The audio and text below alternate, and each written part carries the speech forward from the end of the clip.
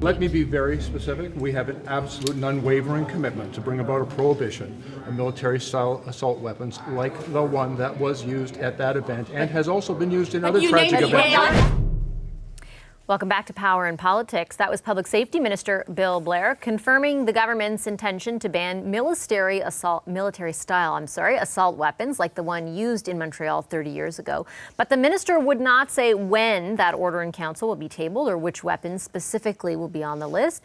And this isn't the first time the Liberals have promised stricter regulations on firearms. So are we likely to see a ban in this mandate? Time to bring in the Friday Power Panel. In Calgary tonight, the CBC's Kathleen Petty. Over in Montreal, the Logic's Marty Patriquin, and next to me in studio, Le Devoir's Marie Vastel and Maclean's Paul Wells. Hi, everybody. Hi. Hi there. Nice to see you. Marie, I'm going to start with you because you were in that scrum that we just saw, with the gaggle of reporters around Minister Blair. Tell me a bit more about what exactly he was pressed on and what he did commit to and what he didn't. Well, so I think the imbroglio sort of started when Mr. Trudeau, in his speech of remembrance of the Polytechnique tragedy this morning, mentioned or reiterated that they would ban military-style assault weapons, saying those like the one used in Polytechnique. But they keep sort of hinting that it would be some like this one, but they won't say it is that one. And that's one of the big demands of the survivors and the families of the victims of Polytechnique, that gun, the Ruger Mini 14, be part of this military-style assault weapon ban. And so he was pressed on, will you ban that one? When will we know which ones you are banning? And who will decide which ones you're banning? Because there's no legal definition in Canada of what an assault weapon is. It's usually a military-style automatic weapon, but there is no strict definition. And so is it the RCMP who's going to decide what those are, or is it the government? That's still unclear. All he would really say is that we would find out as soon as possible, but he wouldn't commit to this specific gun being banned. And I have a feeling, first of all, if he doesn't ban that gun, I think Polytechnique groups will be very upset because they've been asking for it for 30 years. They were promised by Anne McLellan, actually, at the end of the 90s that this specific rifle would be banned. And then I think it's going to be tough for them because every time pro-gun groups or hunting groups or groups that are in favor of access to guns push back really hard against the government. But in this case, you also have at least two MPs from Quebec who said today in front of cameras that they think this gun should be banned and that military assault weapons should be banned. They should have been banned already and they should be banned soon. So Marc Garneau, Minister of Transport, and Alexandra Mendez, an MP from Montreal, both said they wanted it. And Alexandra Mendez said, we're going to have some good discussions in caucus. So it seems to indicate there will be interesting conversations in the weeks ahead. Marty, what do you think? I mean, the astonishing thing is, and not to get too personal here, but I started my journalism career talking about Bill C-68 and how they were going to ban all this kind of stuff with Alan Rock in 1995. It's astonishing to me that this specific weapon hasn't been banned. And you sort of go on what has happened over the last year. This bill came in 68. The Liberals are saying exactly the same thing as they were saying back then. In 1995, the gun registry was supposed to cost $2 million. It's gone up it went up 26,000% to $527 million to put this thing into place. It's been removed and all this kinds of stuff. It's been partially removed and then recouped by Quebec, all that kind of thing. Australia had a night and day reaction to a sort of tragedy in 1996. It happened in 1996, the day after they started basically taking away people's guns, buying back guns, and that's how they solved it. We did not have that night and day. That's the bad side for me. The interesting thing for me in this debate, notwithstanding the fact that we are still talking about the exact same gun that was used in 1989, as great piece in the Globe and Mail, by the way, today by Patrick White talking about this, is the culture that has changed to the extent here, especially here in Quebec. So in 2012, Quebec decided to recoup the data from the canned gun registry by the Conservative government. for the reasons that we're talking about right now. And the government that's in power now, that is to say the Coalition Avenir Québec, is a populist. It is a populist government. It is a government that has scapegoated immigrants. It is a government that has sort of really hit at those base sort of type issues. And even this government feels the need to make sure that that registry stays in place. And not only that, has actually dangled the idea that there will be further gun bans within the province of Quebec.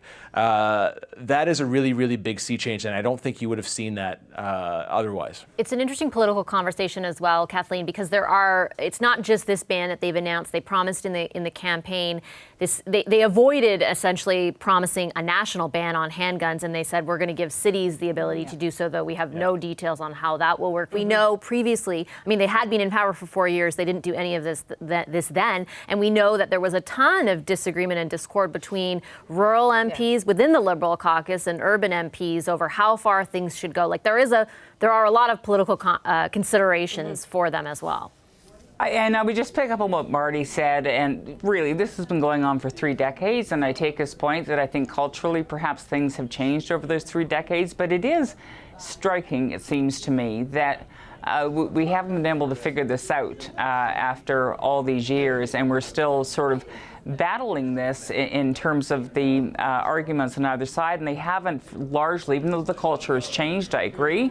I'm not sure the arguments have. Certainly, most people would argue against any kind of ban, would suggest that you're banning the ownership of what they consider, something they have every right to purchase and keep as long as they're a law-abiding citizen. So that's how the argument goes. But of course, most of us live in cities. We don't live in rural areas, and that's where the argument obviously has the most resonance. But, speaking to what Marty's talking about, the very specific actions that Quebec is considering, as part of this fair deal panel that Jason Kenney is talking about and the proposals, one of them is to use provincial powers to appoint a chief firearms officer.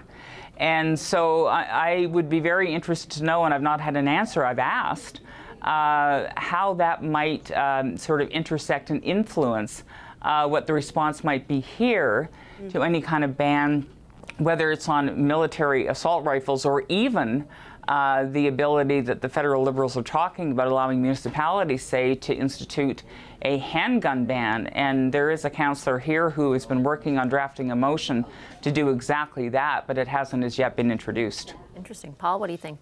So Marty got at a little bit of the history. It's not that nothing has happened in 30 years. It's that something big happened towards the beginning of those 30 years, and the Liberals have been walking back from it ever since. Alan Rock's gun registry, overbroad, hastily introduced against the strong advice of his own officials, and hellishly complex to implement, and it made it was very difficult to defend for any MP, any Liberal MP with a substantial, also any New Democrat with a substantially rural electorate.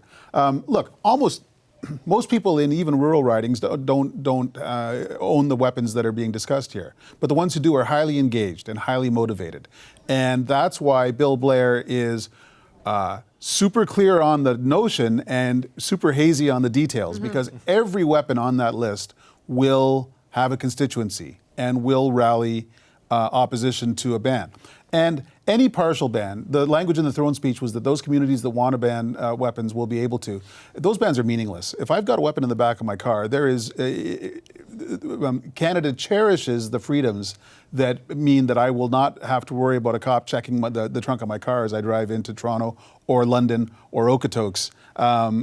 We don't even have porous borders in this country. We have no borders. That's why it's called a country.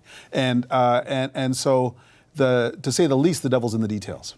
Okay, I got to take a quick commercial break, and I'm going to put the Power panel on pause for a few minutes, because standing by to talk about what the government's plans are where gun control is concerned is Minister of Economic Development, Mélanie Joly. She's with us in 2 minutes when we're back from the commercial. Thanks.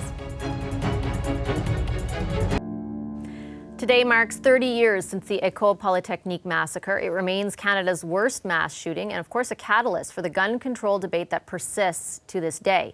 The Liberal government is vowing to ban assault rifles like the one used in that attack, and they plan to give cities the ability to ban handguns. Mélanie Joly is the Minister of Economic Development. She joins us now from Montreal. Hi, Minister Joly. Thanks for making time for us. I appreciate it. Hi, Vashi. Minister, the Prime Minister in his remarks at the ceremony spoke about your government's plans where gun control is concerned. I wanted to ask you that you have pledged to introduce a ban on military-style assault weapons. When will you do that? Well, I know that my colleague Bill Blair is actually working on the file as we speak. We've been clear in the context of the last electoral campaign that we wanted to proceed to a military assault gun ban. And actually, we've seen during the campaign how much we were able to get a good consensus. I'm convinced that we will be able to work with the parties that are represented within the House of Commons to make sure that this is done. It's been 30 years that people have been asking for this, specifically people that are linked to the victims of Polytechnique, and it's time to act. With respect, Minister, your government had the past 4 years to introduce something like this, and it didn't. So why should Canadians believe that you will this time? I think that we have a clear mandate from the population because this was a conversation that was really taking place during the last election. Bill Blair also worked a lot during the last year. He did all the consultation, and therefore I think the time is ripe. And I think also that people across the country, and in particular in the GTA, in Toronto, have been very preoccupied with the increase of gun violence and violence linked to gun and gangs. And specifically here in Montreal, well, this conversation is alive. Everybody remembers where they were on the December 6, 1989 here in the city. For my part, I remember my mom had to tell one of the brothers of the victim that he just had lost his sister. She was a high school principal. So we're all linked to each other, and we've been asking this for a long time. So now it is us politicians to act, and it is up to the government to do so, and that's why the Prime Minister mentioned it just now at the ceremony. I take your point on the mandate that you were given during the election, but you raised the issue, for example, of what people in Montreal are asking for. The mayor of that city, it was over a year ago that she specifically asked for this action and for a national ban on handguns. 8 months prior to the election, Bill Blair received that consultation that you referred to, and yet your government didn't act on it. There are other instances in the past where Liberal governments have promised more action on gun control as well. Do you promise Canadians that you will do this, what you're promising now, in this mandate? Well, that's exactly what the speech of the throne reflected. That's exactly what was told by the Governor General when she was reading the speech of the throne. That's what the Prime Minister said in the House of Commons this morning. That's exactly what he repeated in the context of this important ceremony. So these are not only words, it is our mandate, it is our action plan, and that's why we're going ahead. We obviously know that this is a difficult thing to do. And we obviously know that over the past years, some Liberal governments in particular have tried to do so. But we think that this is the time, and I think that the conversation has evolved enough over the past 30 years to go ahead with this plan. And we know that this is a priority in many Canadians' homes, and that's why we want to go ahead. Your colleague, Minister Blair, who's overseeing the portfolio, was asked very specifically today if the ban would include the weapon that was used at École Polytechnique 30 years ago, the Ruger Mini 14. He would only go so far as to say it would include weapons or guns like that. Can you tell us, will the weapon used in the massacre 30 years ago be banned by your government? Well, this is something that the victims of and the families of Polytechnique have been asking for years. And I know that my colleague Bill Blair has been looking at this particular assault weapon, but more than that, many others. And so when the details will be ready, we'll be communicating them. But for sure, we know that it is an urgent matter, and that's why, in the context of our new government, with the speech of the throne that happened yesterday, we have clearly mentioned and indicated our intent. Just to be fair, though, I'm not very clear on your intent. In the context of what happened 30 years ago today, in the context of the speeches the Prime Minister made today in reference to École Polytechnique, can you unequivocally say that your government will ban the weapon used in that tragedy? Well, what we said is we would be banning assault weapons. What we also said is that we would be making sure that there's a buyback program. And so these are steps that are necessary, and we will be working on making sure that they're put in place. Our government has now 2 days, is now 2 days in power, and of course we'll act diligently to make sure ultimately that there's no rush for people that want to buy these firearms and that they go and buy them. We want to make sure that actually things are done very, very thoroughly. With respect, that didn't answer the question, though. When will your government be able to answer the question of whether this weapon will be banned? When we'll be ready. And that's why we're taking the appropriate steps to do so. Okay, I'll leave it there. Thank you, Minister Joly. I appreciate your time this evening. Thank you. Thank you. Hi, I'm Vashi Capellos, host of Power in Politics. See more of our show by subscribing to the CBC News channel or click the link for another video.